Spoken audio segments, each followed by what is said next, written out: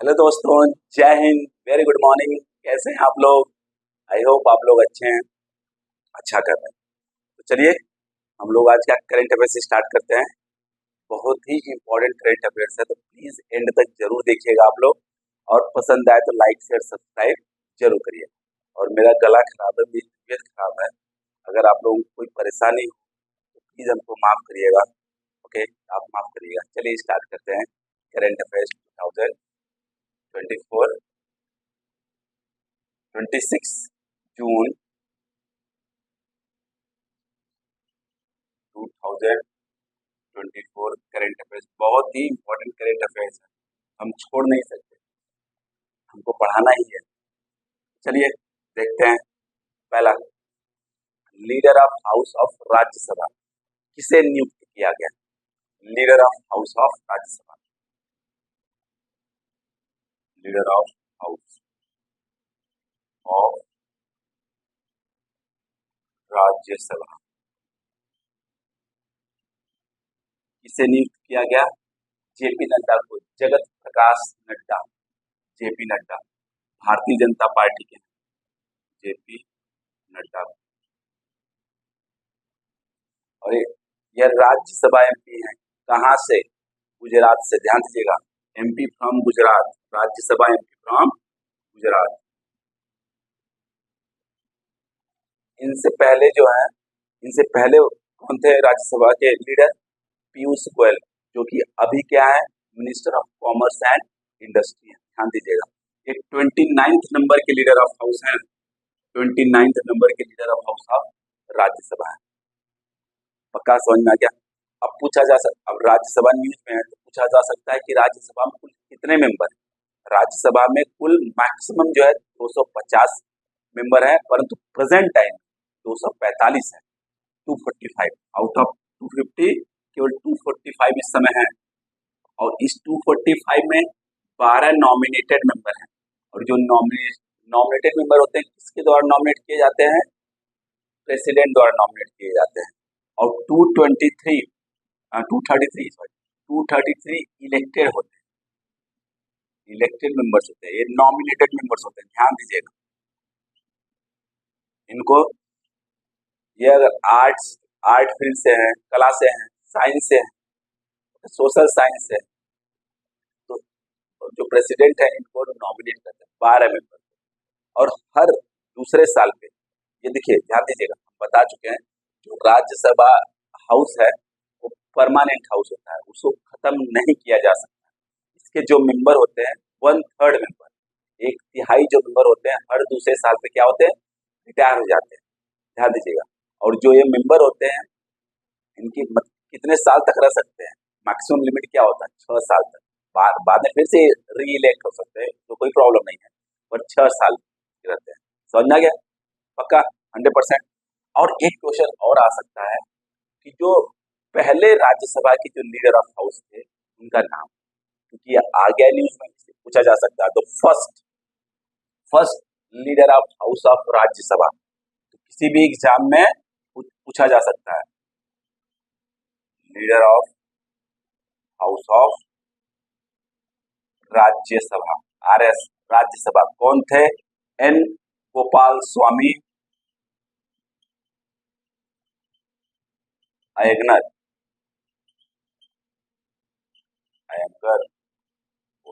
Iyengar. Okay, N Gopal Swami Iyengar जो थे वो पहले leader of house of Rajya Sabha. समझ में आ गया? पक्का नोट डाउन कर लीजिए, बहुत इंपॉर्टेंट है। और हमको माफ करिएगा हमारी कला के लिए, प्लीज नोट डाउन कर लीजिए प्लीज। सेकेंड न्यूज है, अभी हम लोग ऑलरेडी डिस्कस कर चुके हैं प्रोटेम स्पीकर, थोड़ा सा और डिस्कस कर लेते हैं। अभी जो रिसेंट में प्रोटेम स्पीकर बनाए गए हैं उनका नाम क्या है? Bhartruhari Mahtab, Bhartruhari Mahtab pro tem speaker, pro tem speaker कौन है? भर्तृहरि महताब। ये कहाँ से हैं? उड़ीसा से लोकसभा के मेंबर हैं, बीजेपी पार्टी से, उड़ीसा से एमपी हैं, बीजेपी से हैं। और प्रोटेम स्पीकर को अपॉइंट कौन करता है? प्रेसिडेंट करते हैं। किस लिए किया जाता है? ये देखिए, प्रोटेम स्पीकर जो होता है वो टेम्परेरी स्पीकर होता है। किस लिए वो कराया जाता है? क्योंकि जितने भी इलेक्टेड मेंबर हैं वो क्या ले सके? शपथ ले सके। इसलिए जो प्रेसिडेंट है इनको क्या करते हैं? अपॉइंट करते हैं। ओके।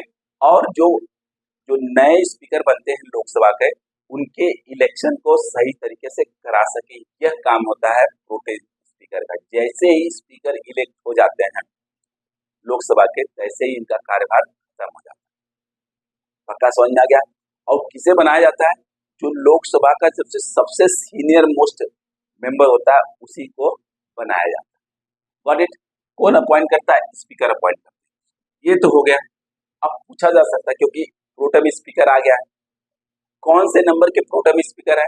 18वीं लोकसभा था, 18वीं लोकसभा चल रहा है, 18वीं लोकसभा का इलेक्शन हुआ है, तो 18वीं जो प्रोटेम स्पीकर होंगे यार, पक्का से बात है।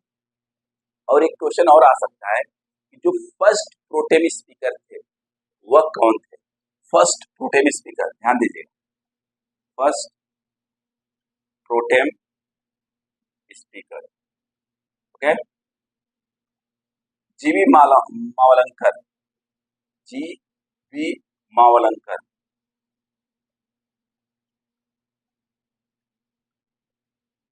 जीवी मावलंकर, ये ज्यादा इंपॉर्टेंट हो जाता है। जो पहले प्रोटेम स्पीकर थे वह कौन?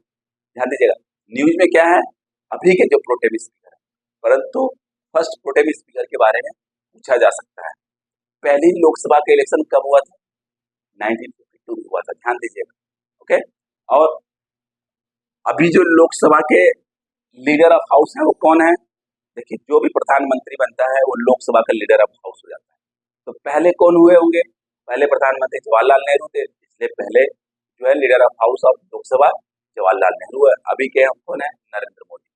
इसको ध्यान दीजिएगा, ये बेसिक कॉन्सेप्ट है, इसको पता होना चाहिए। ओके। ये हमारा इतिहास भी है और करंट अफेयर्स में है, इसलिए हम लोग डिस्कस कर रहे हैं, इसको नोट डाउन कर लीजिए। ओके। नेक्स्ट है international women day in diplomacy. International women day in diplomacy हम लोग कब सेलिब्रेट करते हैं? International women day in diplomacy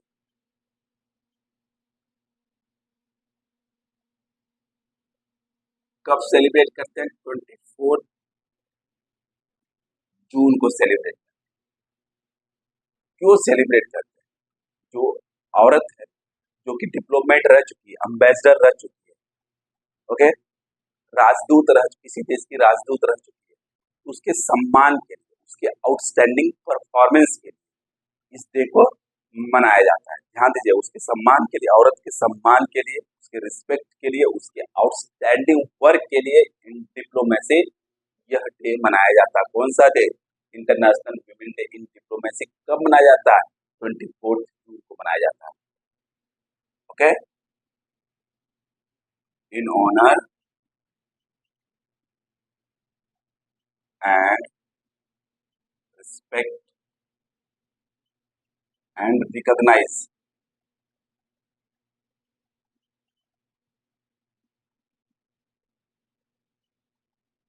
there outstanding performance, और वर्क लिख सकते हो,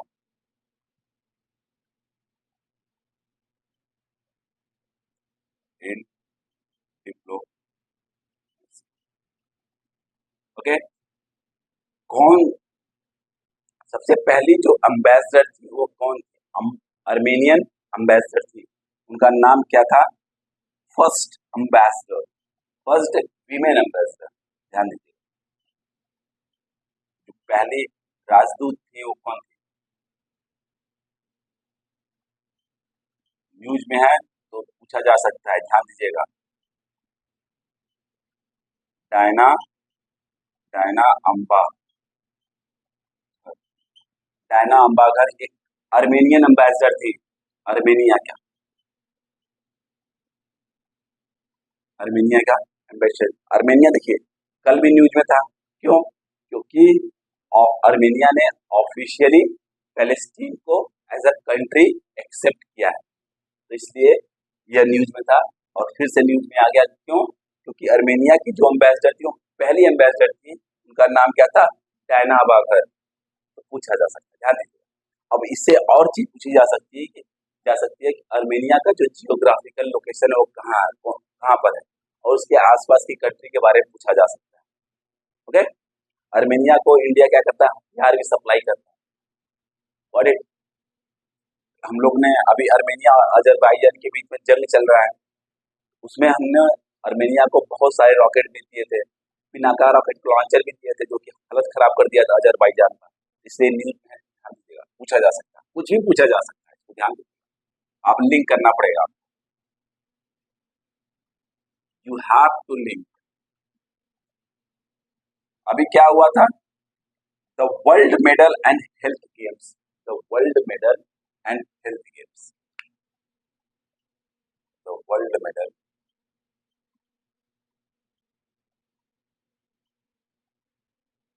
and health games,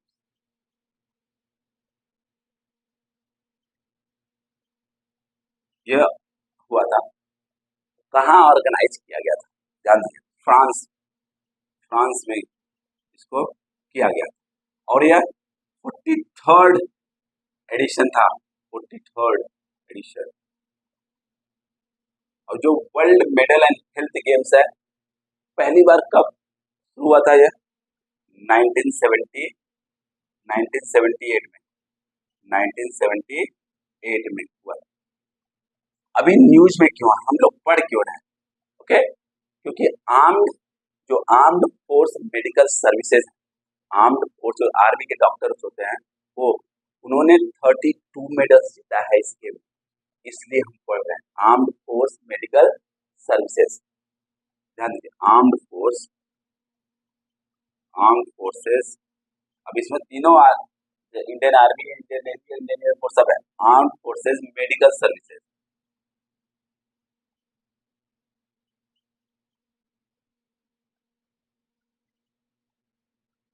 won 32 medals. ध्यान दीजिए, 32 मेडल्स। तो इस 32 मेडल में से जो 19 गोल्ड है, 19 गोल्ड है, 5 सिल्वर है और 9 जो है ब्रॉन्ज मेडल। ध्यान दीजिए, पूछा जा सकता है एग्जाम में, arm forces medical services how many medals von in the world medals and health games. Okay, got it. पक्का, कहाँ ऑर्गेनाइज किया गया था? फ्रांस में। इससे पहले वाला जो 42nd world medals and health games है, कहाँ ऑर्गेनाइज किया गया था? कोलंबिया में। पक्का, 100%, नो प्रॉब्लम, नोट डाउन कर लीजिए, बहुत इंपॉर्टेंट है, क्योंकि हमारी आर्म्ड फोर्सेज जो, इसको क्या शॉर्ट में क्या बोलते हैं? AFMS। जो AFMS जो है, उन्होंने 32 मेडल्स जीता है, इसलिए पूछा जा सकता है। Got it. इसमें से 19 गोल्ड है, 5 सिल्वर है और 9 ब्रॉन्ज मेडल है। नोट डाउन कर लीजिए, नोट डाउन कर लीजिए, वीडियो को पॉज करके आप लोग नोट डाउन कर लीजिएगा please. Okay, first literary city of India, और हम लोग कह सकते हैं first literature city of India. पहला लिटरेरी सिटी और फर्स्ट लिटरेचर सिटी इंडिया का है, इसलिए बहुत इंपॉर्टेंट जाता है। पहला साहित्यिक शहर इंडिया का, भारत का पहला साहित्यिक शहर कौन सा है? तो पहला है, इसलिए हमारे लिए इंपॉर्टेंट जाता है। एक तो यह हो गया, दूसरा यह जो सम्मान है किसके द्वारा दिया जाता है, वो हमारे लिए इंपॉर्टेंट जाता है। फर्स्ट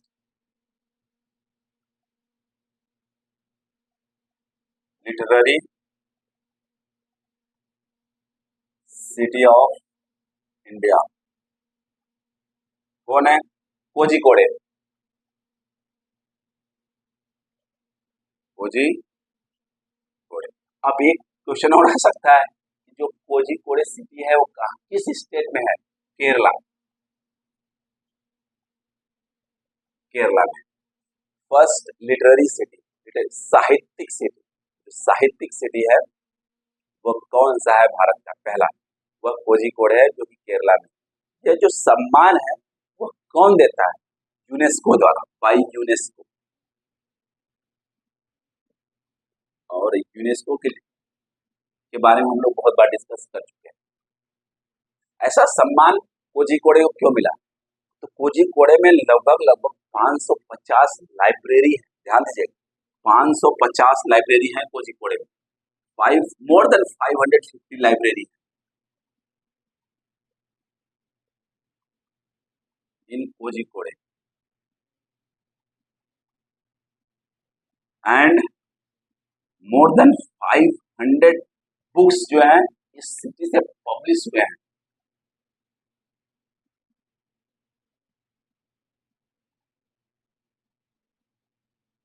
हम कोझिकोडे।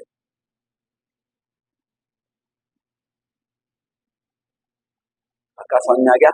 No problem. पूछा जा सकता है, इसको ध्यान दीजिएगा, सिंपल सा क्वेश्चन है। फर्स्ट साहित्यिक शहर भारत का कौन सा है? कोझिकोडे। अब first literature city of India कौन सा है? Kozhikode. First literary city of India कौन सा है? कोझिकोडे। Got it? पक्का नोट डाउन कर लीजिए। और आई एम सॉरी मेरे गले के लिए। ओके, अभी आप लोगों को पता है लोकसभा का जब इलेक्शन था तो उसके साथ साथ 4 विधानसभा के इलेक्शन थे, और चारों विधानसभा के जो विधानसभा बनी है उसके स्पीकर नियुक्त किए गए। तो एग्जाम में पूछा जा सकता है, इसलिए एक बार हम लोग देख लेते हैं। ध्यान दीजिए, कौन कौन से विधानसभा का इलेक्शन हुआ था? आंध्र प्रदेश, आंध्र प्रदेश। ओके, आंध्र प्रदेश था। और कौन सा था? सिक्किम और उड़ीसा और अरुणाचल प्रदेश, प्रदेश। आप लोगों को पता है अरुणाचल प्रदेश और उड़ीसा में बीजेपी की सरकार है। आंध्र प्रदेश में लाइक तेलुगु देशम पार्टी की सरकार है जो बीजेपी के साथ मिलकर बनाई, परंतु मेजोरिटी उनकी है। सिक्किम में सिक्किम क्रांतिकारी मोर्चा का सरकार बनना का। तो यहाँ पे हम लोग स्पीकर की बात करते हैं, पूछा जा सकता है सब स्पीकर की जो है सबकी बात हम लोग कर लेते हैं। एक बार देख लेते हैं यहाँ पे कौन बनाया गया है? अयन्ना पत्तुरदा, अयन्ना पत्तुरदा, पत्तुरदा। आंध्र प्रदेश से कौन है? अयन्ना पत्तुरदा स्पीकर है। ओके, और एक और उड़ीसा का तो 2 दिन पहले हम लोग किए हैं। ओके, कौन है? सुधा पाढ़ी, सुधा पाढ़ी, सुरमा पाढ़ी, सॉरी,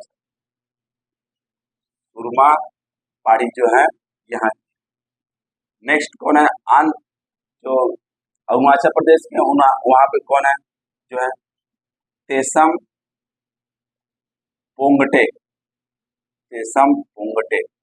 तेसम पोंगटे कहाँ के स्पीकर हैं?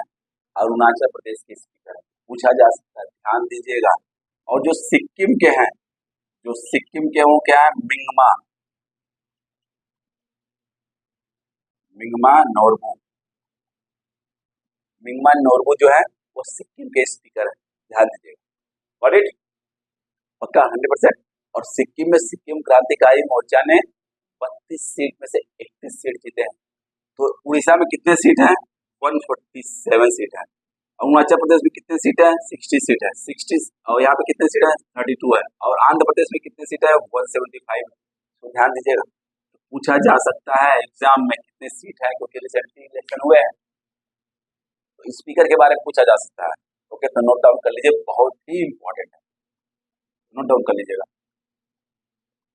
Chairman and MD, chairman and MD of Bharat electronic limited, Bharat और इलेक्ट्रॉनिक लिमिटेड के चेयरमैन और एमडी किसे नियुक्त किया गया है? चेयरमैन एंड एमडी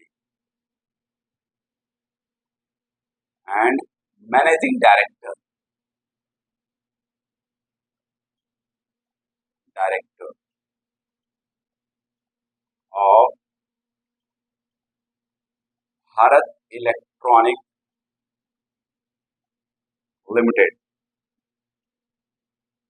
जिसको हम लोग शॉर्ट में क्या बोलते हैं, बेल। ओके, यह गवर्नमेंट कंपनी है। इसके किसको बनाया गया है, मनोज जैन को बनाया गया, मनोज जैन को बनाया गया, ध्यान दीजिए, जैन को बनाया गया। और जो भारत इलेक्ट्रॉनिक लिमिटेड है, एक नवरत्न कंपनी है, नवरत्न कंपनी है, ध्यान दीजिए, नवरत्न कंपनी है। और उसका फॉर्मेशन कब हुआ था, 1954 में हुआ था। और उसका हेडक्वार्टर कहाँ पर है, बेंगलुरु में।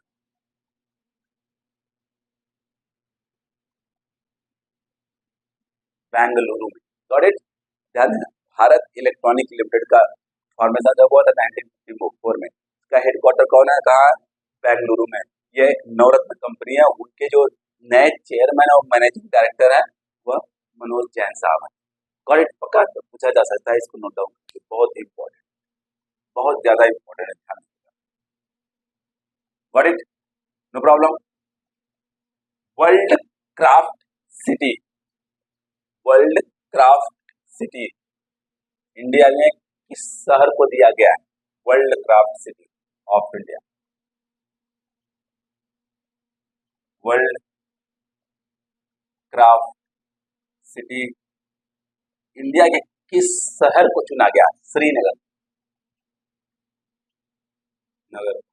और ये जो अवार्ड है वो किसके द्वारा दिया जाता है, वर्ल्ड क्राफ्ट काउंसिल इंटरनेशनल द्वारा।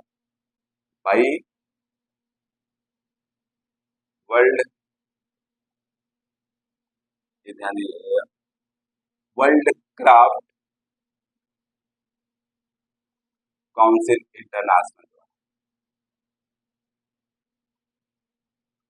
Got it.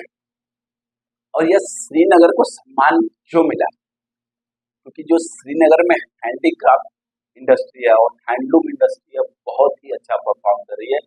इसलिए जो वर्ल्ड क्राफ्ट काउंसिल इंटरनेशनल है, उन्होंने श्रीनगर को क्या दिया, वर्ल्ड क्राफ्ट सिटी। इसलिए और Srinagar handicraft and handloom sector. आप लोग जानते ही होंगे पाशमीना शॉल के बारे में, पाशमीना शॉल के बारे में, और जो वहाँ की वॉलनट वुड है उनके कार्विंग के बारे में जानते होंगे। ओके, पक्का, तो बहुत ज्यादा प्रसिद्ध है। उसी के कारण जो है वर्ल्ड क्राफ्ट काउंसिल इंटरनेशनल ने श्रीनगर को वर्ल्ड क्राफ्ट सिटी का अवार्ड दिया। अब इससे क्या होगा, अब इससे जो श्रीनगर के कल्चर है, इकोनॉमी है, किसके कारण, हैंडलूम और हैंडीक्राफ्ट सेक्टर के कारण उसको क्या किया जा सकता है, प्रमोट किया जा सकता है। समझ में आ गया। इससे श्रीनगर के जो हैंडीक्राफ्ट और हैंडलूम सेक्टर है उसमें उसका क्या होगा, उसका प्रमोशन होने के साथ साथ उसमें और ज्यादा तेजी से ग्रोथ आएगी, तो वहां पे एम्प्लॉयमेंट बढ़ेगी। पक्का, और पूरे वर्ल्ड में इसकी जो हैंडीक्राफ्ट और हैंडलूम प्रोडक्ट्स हैं वह क्या हो जाएंगे, फेमस हो जाएंगे, उसका सेल बढ़ जाएगा। पक्का समझ में आ गया, 100%। ये अवार्ड किसके द्वारा दिया जाता है, world craft council of council international द्वारा। गॉट इट, पक्का। यह अवार्ड कब से दिया जा रहा है, 2014 से, ध्यान दें, 2014 से दिया जा रहा है। ओके, और वर्ल्ड क्राफ्ट काउंसिल इंटरनेशनल का फॉर्मेशन कब हुआ था, 1964 में फॉर्म हुआ था, फॉर्म 1964 में फॉर्म हुआ था। कहाँ पे, कुवैत में, इन कुवैत। अब कुवैत किस कॉन्टिनेंट के अंदर आता है, एशियन कॉन्टिनेंट के अंदर आता है। ओके, मिडिल ईस्ट कंट्री है, समझना है, ओके, नो प्रॉब्लम, 100%, छोटी सी कंट्री है, नोट डाउन कर लीजिए, बहुत इंपॉर्टेंट है, तो ध्यान दीजिएगा।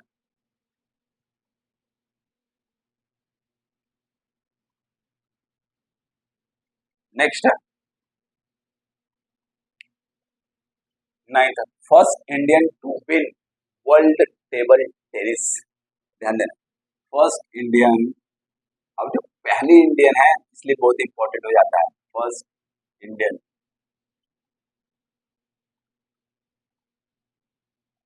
To win world table tennis tennis contender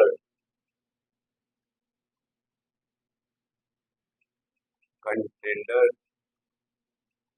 single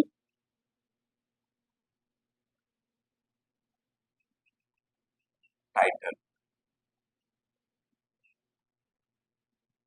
then first Indian to win world table tennis contender single title.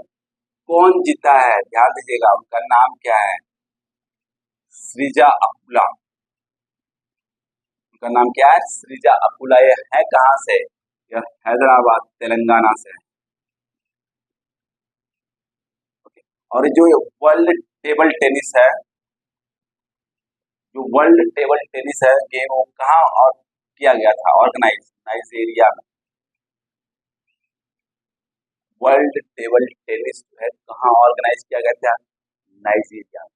और देखो एक चीज, ये क्वेश्चन है दूसरे तरीके से भी पूछा जा सकता है। कैसे पूछा जा सकता है कि सृजा अकुला किस गेम से रिलेटेड? तो सृजा अकुला जो है टेबल टेनिस से रिलेटेड, और सृजा अकुला यह टाइटल जीतने के बाद पेरिस ओलंपिक के लिए क्वालिफाई हो गई। तो देखा जा सकता, हो सकता है कि जो पेरिस ओलंपिक 26 जुलाई को स्टार्ट होने वाला है, उसमें भारत को एक और गोल्ड मेडल मिलने वाला है। कहाँ से? टेबल टेनिस से। किसके द्वारा? सृजा अकुला द्वारा। तो देखेंगे, मिलेगा ही। तो पहले से हमारी तरफ से बेस्ट ऑफ लक इनको। तो सृजा अकुला ने क्या जीता है? World table tennis contender single title award, और भारत की पहली महिला बन गई। ध्यान दीजिएगा, first Indian, even first Indian है to win the world table tennis single world table tennis contender single title. कौन? सृजा अकुला। कहाँ से है? यह हैदराबाद से है, तेलंगाना से। यही पूछा जा सकता है किस स्टेट से है। 10th है, last news of the day, बहुत important. First underground underground coal gasification gasification project कहाँ लॉन्च किया गया? Launch in Jharkhand. Okay, in Jharkhand, Jharkhand में लॉन्च किया। यह क्या है? First underground coal gasification. इसमें होगा क्या? जैसे जहां पर कोल पाए जाते हैं अंडरग्राउंड, उस कोल को क्या हो जाए, किया जाएगा? गैस में कन्वर्ट कर दिया जाएगा। कोल को जो सॉलिड फॉर्म होता है, उसके अंदर ही गैस में कन्वर्ट कर दिया जाएगा, और उसको आराम से वहां से गैस को निकालकर ट्रांसफर कर दिया जाएगा, और उसको एज अ फ्यूल यूज किया जा सकता है। ध्यान, समझ में आ गया? पक्का? जो कोल होता है उसको गैस में ही कन्वर्ट कर दिया जाए, ऐसा गैस जो कि ज्वलनशील, जिस पर खाना वाना बनाया जा सकता है। समझ में आ गया? पक्का? 100%। ध्यान दीजिए, क्या करेंगे इसमें? जो फर्स्ट अंडरग्राउंड कोल गैसिफिकेशन, उसमें होगा क्या? कन्वर्टिंग कोल, ओके, कन्वर्टिंग कोल जो कि प्रेजेंट हो अंडरग्राउंड,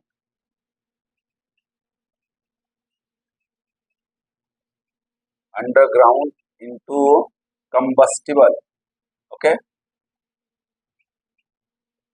कंबस्टिबल गैस। समझ में आ गया? आराम से। इसका ट्रांसपोर्टेशन का कॉस्ट कम हो जाएगा, पोल्यूशन को, इन्वायरमेंट को कम पोल्यूट करेगा। तो बहुत ही इम्पोर्टेंट प्रोजेक्ट है, जो कि झारखंड स्टेट में लॉन्च किया गया, जमतारा डिस्ट्रिक्ट में, झारखंड के जमतारा डिस्ट्रिक्ट।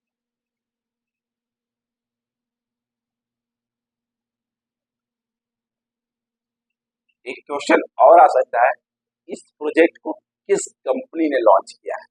तो ध्यान दीजिएगा, stern,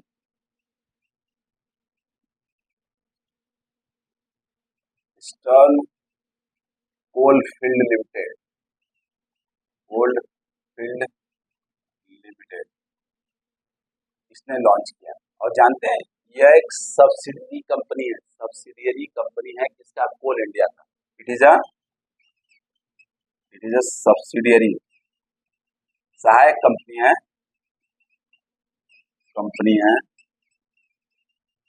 of Coal India. Coal India के बारे में आप लोग जानते ही, समझ में आ गया, नो प्रॉब्लम, 100%। ओके, ये बहुत ही इंपॉर्टेंट है क्योंकि पहला अंडरग्राउंड कोल गैसिफिकेशन प्रोजेक्ट है। तो पूछा जा सकता है कोल गैसिफिकेशन क्या होता है, एक क्वेश्चन। और पूछा जा सकता है कि पहला अंडरग्राउंड कोल गैसिफिकेशन कहाँ पर, किस स्टेट में बनाया गया। ओके, तीसरा ये पूछा जा सकता है किस डिस्ट्रिक्ट में बनाया गया, ये हो गया। कौन सी कंपनी ने बनाया है, ये हो गया। यह कंपनी की सब्सिडरी कंपनी है, उसको लिए पूछा जा सकता है, इसको ध्यान दीजिए। Okay, no problem. आज के लिए बस इतना ही। जाने से पहले अगर वीडियो पसंद आए, लेक्चर पसंद आए तो इसको लाइक शेयर सब्सक्राइब जरूर करिएगा और बेल आइकन जरूर दबा दीजिएगा, नहीं तो आप नोटिफिकेशन मिस कर देंगे। Okay, bye bye, take care, पढ़ते रहिएगा। और once again I am really sorry for my health. Okay, bye bye, पढ़ते रहिए।